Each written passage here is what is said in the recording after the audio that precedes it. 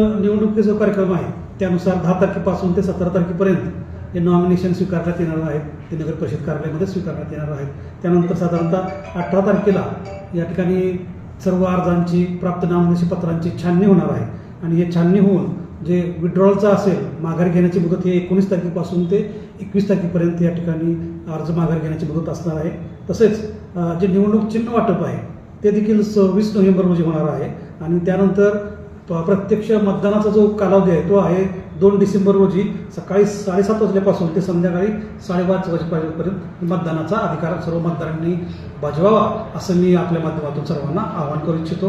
तसंच या ठिकाणी मतदान जे झालं असेल त्याच्यावरती मतमोजणी आणि निकाल हा 3 डिसेंबर रोजी सकाळी 10 वाजल्यापासून मतमोजणीची कारवाई सुरू होणार आहे. यामध्ये सर्व मतदारांना मी आवाहन करेन की सर्वांनी कोणत्याही प्रलोभनाला बळी न पडता आपला मतदानाचा हक्क बजवावा. प्रशासन आपल्याला सर्वतोपरी सहकार्य करण्यास किंवा आपली सर्व व्यवस्था मतदान केंद्र असेल किंवा सर्व मतदार यादीचा कार्यक्रम असेल हा विहित वेळेत पूर्ण करण्यासाठी तत्पर असेल.